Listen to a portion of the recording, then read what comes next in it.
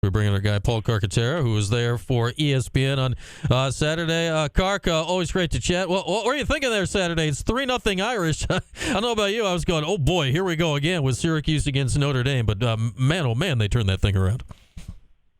They did turn it around, but if you've been privy, I guess that's the word, to the last 7 games prior to the game in the Dome on Saturday between the Irish and the Orange, you definitely were saying, here we go again, because it's 7 straight wins heading into Saturday from Notre Dame, and they weren't even close games. I mean, last year, Syracuse cut it to a few with minutes left in the fourth quarter, but Notre Dame was in control the entire contest. You go back a few seasons, it seemed like Pat Cavanaugh was scoring 10 points a game, and they were blowouts. So at 3-0, you're saying, wow, what is going on? I thought this is going to be the year where Syracuse can at least play them tight, because now the juniors, which were the top-rated recruiting class in the country a few years ago, they're upperclassmen. They've been punched in the face enough. Are they going to swing back? And the answer was they didn't just swing back. They were throwing haymakers. Brian, I thought the physical play of the defense was about as extreme as I've seen from Syracuse in years. I mean, they had a mission to knock Jake Taylor down. They had a mission to go after Chris Cavanaugh. You could just tell by the way that they were so physical, and they were mixing it up. Like, that was a team that just wanted it. You saw the ground ball play. But there were spots in that game. I was never in a position to say this game is over until obviously later in the fourth quarter. And the reason being is, like, Syracuse in bonehead fashion just was not clearing the ball and almost like giving them an opportunity to get back into the game and just go blown clears. They had 7 blown clears at some point in time in the third quarter. Wow. You want to clear the ball around 90%, and they weren't clearing the ball at 90%. So they were giving Notre Dame opportunities, but the defense was so good. They strangled the attack from Notre Dame and really played the inside admirably. I think the addition of Michael Grace, who is a fifth-year grad transfer from RIT, he's got Canadian senior national team experience. He was the traffic cop inside guarding Jake Taylor, but also knocking down passes. I thought that was the best game of his Syracuse career since he arrived this season. And I thought he was a major, major difference maker in the game. But the offense was fun to watch, too. Like, the Dome was rocking. I think they appreciate the ball movement, the shooting. I mean, did you see the shooting from the 3 players I'm going to mention right now? Joey Spallina, Michael Leo, and Owen Hiltz were not just shooting the ball, but absolutely burying corners. I mean, you could hear the iron, right, and how close it was to the net in terms of just their precision shooting. It was a sight to see. It was the most complete game against a really high-end team that I've seen in a while from Syracuse. Yeah, and obviously every game like this right now feels like a referendum on the life and times of Joey Spallina. When you get him in one of these top 5 games, and you know the history in 22 and the Final Fours of the titles, we know the whole deal. For me, Kark, in one of these games, okay, Notre Dame's legit. I don't know if Joey's played better in one of these games with the way he was aggressive, right, and took it right to him, and it was successful in it. I think it's 2 things. One, it's Pat March, the offensive coordinator, putting Joey in great spots, right? Like, they had a matchup against Sean Light, who's maybe you could argue the top cover guy in the country. He's only a sophomore at Notre Dame. I mean, he is a complete lockdown defender. And he was on Spallina. And I think offensive coordinator Pat March put Joey in some spots where instead of Light covering the ball and having to defend Spallina took him off ball above goal line extended and made him a defender not on the ball but away from the ball in a spot that he's not accustomed to, right? He's used to playing everyone's number one and playing on the perimeter and stopping the opposing team's best ball carrier. So Pat March, I think, played some chess in that matchup. And then credit to Joey Spallina, who never really pressed. Like, he said, okay, to himself, this is where I'm going to be effective today. And his shooting, his off-ball play, it was a masterclass. Like, I thought he was incredible. It showed you his maturity. It showed you his ability to block out the noise because, come on, this kid hears it all the time. Like, oh, you had 10 points against Manhattan, 11 versus Colgate. What are you going to do against Notre Dame? So, like, it's only in your natural DNA to try to prove everyone wrong and do it through brute force, and I'm going to run by this guy. No, he countered with his head. And I thought that was the best part of the way he played. He showed you a different layer to his game as like a stretch shooter, as a guy away from the ball. And the offense as a whole benefited, but I just think he's a phenomenal lacrosse player, right? Like, he's not Mike Powell. Like, everyone has to get through their heads. He's not going to be on the end line and run by every single player, but he's got tremendous stick skill. He's got the right hand and the left hand. Look at the lefty shot he had that one time where he faked out the defense and rolled lefty. He's tremendous two-handed player. He's got the lacrosse IQ. He's just a little bit different than maybe some of the 22s before. You know, he's not jumping from the back of the net like Gary Gait, or he's not, doing those acrobatic type of footwork moves of Mike Powell, like it's, or Casey for that matter. So I think people need to appreciate what his skill set is, and he's an elite lacrosse player. It's hard to get away from the comparisons when one of the guys is your head coach, and he's just right there the whole time. Exactly. I do wonder, you look at teams that make a run, right, or win a title, like, you need something, right, that adds during the season. I'm intrigued about this Payton Anderson here.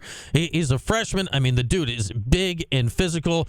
Finn Thompson had been playing great, right? Then he gets hurt. He's been down a month. Payton's now in the starting lineup for a couple of games, and it really feels like he's adding a different element. And assuming Finn gets back, it sounds like he'll be back sooner than later. Like, if he gets back in the mix, how can this change what Syracuse's offense is going forward?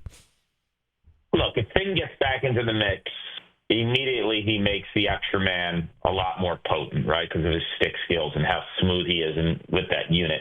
He also can flex, too. Finn's played midfield in his career. He's played attack. So it's not like you're saying to, Joey Spallina, you're coming back into the lineup. Here, you're going to play midfield. You've never played midfield in your life. So Finn is one of those flex guys. I'm not that concerned. He'll have a massive impact on the team in the extra man and in the settled sets as well. So, but he can chameleon his way back into this lineup. I really like Payton Anderson in the lineup for a couple reasons. When you put certain players down there that aren't dodging threats, it forces your team to be super creative, because opposing teams will then put a short stick on you, right? They'll take one of their long pole defenders off an attackman, and they'll put a short stick on them, and it blows up your whole offense. With Payton Anderson, you can't do that. He's 6'2", 6'3", probably 220 pounds, and he's a force. Like, he's a physical presence. Like, if that kid put on football pads and ran around with Fran Brown's team, he would not stick out like a sore thumb. He would actually mesh in terms of just his body and his overall presence. I've known Payton Anderson since he's a little kid. His dad, Rob's from Yorktown, my hometown. Okay. Rob was one of the few really good athletes who didn't play lacrosse throughout his high school career. He was a great football player. That's allowed where you're from, Kirk? Yeah, exactly. And he's actually liked, too. We didn't kick him out of the club. So he was 2 years younger than me, my brother Brian's age, and they were very good friends. Rob was a phenomenal high school football player. He had muscles before people had muscles. Like, now everyone's into their bodies, and young kids are lifting weights much earlier. When I was in high school in the early 90s, like, no one was jacked like Rob Anderson, right? So he's a personal trainer now. He's still living in the area where I'm from. I keep in touch with him. I see him. He is 2 years younger than me. He's 48 years old, and he's got muscles coming out of his ears still. He's trained his son, Payton, since he's a young kid. Payton knows how to work. Payton knows how to compete. Rob, his dad, gave him the nickname when he was young because he was so big, the Bear. So his name is Bear. Everyone knows him back home as Bear Anderson. Like, when people call him Payton Anderson, like, who's Payton? It's Bear. So Bear actually plays like a bear at times. Like, that one goal he had in the early stages of that game, like, he muscled his way through that matchup. Right. And I think this is a great compliment to Joey Spallina, too, because now teams eventually, if Payton continues to hit that upward trajectory, teams are going to have to think about who they want to put their cover guy on, right? Because if you put the number one on Joey, which has happened, Payton can get loose on some 2s and 3s. If you put the number one on Payton because you're worried about the physical matchup, I mean, Spallina would feast on someone's 2 and 3. So I just think it gives you that dodging presence below goal line extended that you didn't have really with anyone else in that lineup, because Hiltz is an above the goal line guy that likes to shoot from the lefty wing, and he's a tremendous player. But you get more of a punch being packed from your offense. Yeah, it just feels like it's added a lot of versatility. What he's bringing out there, and as a freshman, you never know, right, Kark, when it's going to click for a freshman. Like I don't think Anderson, and I do like the nickname Bear. That makes me feel even better about him. That he wouldn't have been ready for this, right? Like a month or two ago. This feels like okay, now you have a minute, you figured it out. Like now he's ready to look the part, right, against these better teams in the country, of which literally is every game for the rest of the season now. Yeah, he wasn't ready, Brian. He wasn't. I talked to the coaches about it. He wasn't ready. What forced him to get ready was an opportunity, right? Like when you have Ben Thompson and Joey Spallina and Owen Hills, let's be honest, if none of them get hurt, you're not breaking into that lineup, right? There's just a lot of chemistry between the three of them, and there's a lot of skill. And when you're a freshman, it's hard. Like if you don't feel like there's an opportunity, or you don't feel like there's a chance for you, it's easy to punch out. So sometimes the greatest chance for a freshman to break through is an opportunity that has to happen. Like the team needed him to be there. And that changes your mental state too, Brian. Like think about it. If you're not playing every week and you're not a big piece of the offense, like mentally you're not in tune as much as like, okay, I'm starting this week. Notre Dame's coming to the Dome. Like, wow, there's going to be 11,000 people there this weekend. Like I got to get my what together. Mm-hmm.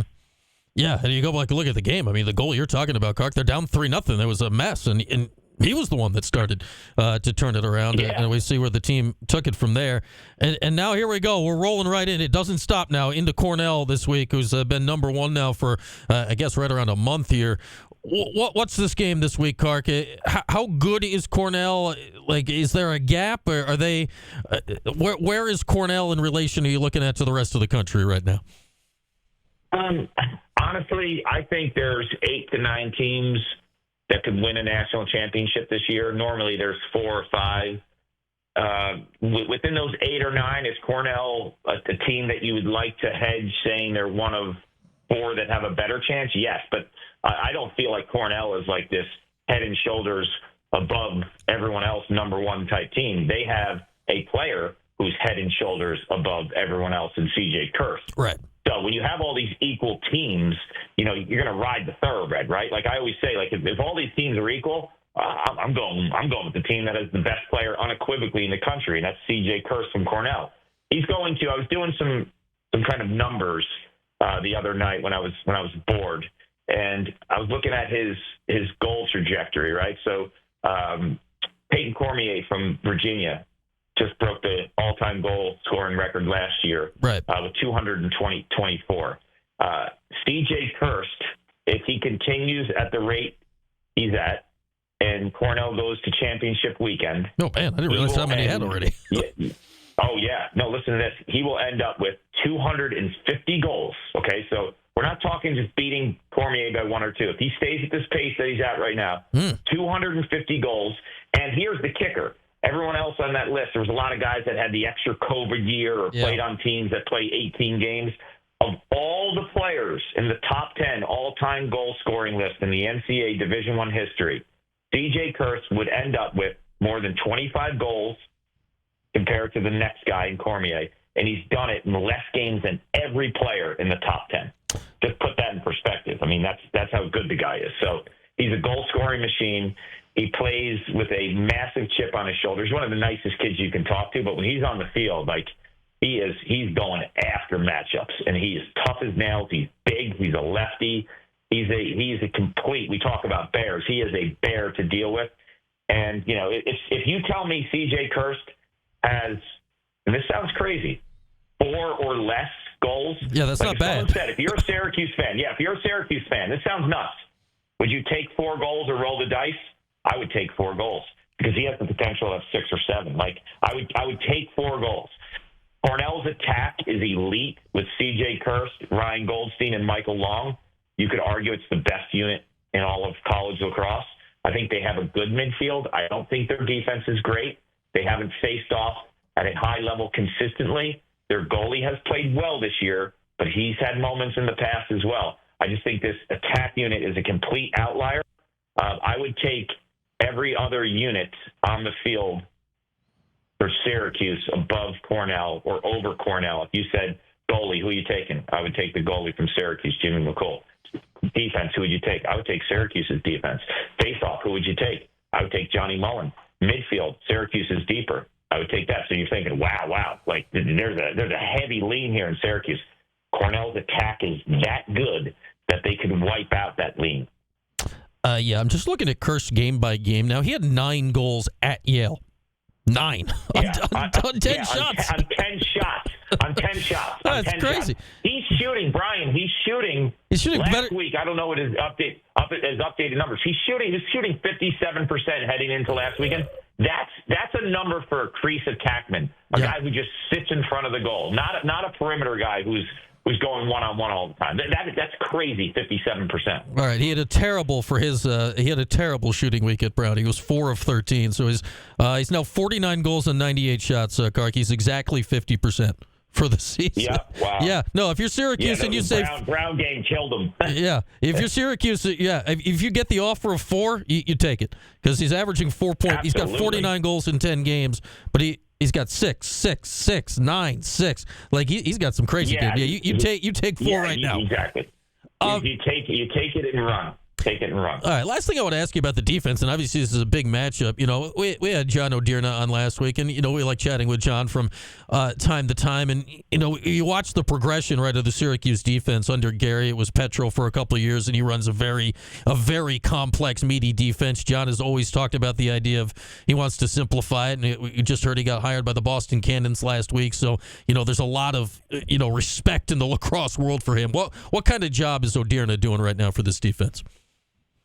Look, I think both of Gary Gates' offensive coordinator, Pat March, and defensive coordinator, John O'Dearna, are doing tremendous work. I mean, Syracuse is the only team, and I got the numbers to back it up. They're the only team in the country with a top 6 scoring defense and a top 6 scoring offense. So it's happening on both sides. No other team in the country can say that about themselves. So I think O'Dearna has been phenomenal. I mean, he is going to be a hot commodity. If Syracuse makes a run here and plays in championship weekend, and there's some bigger jobs opened, I'd be worried if I was the Syracuse lacrosse fan, because I think your defensive coordinator would get poached.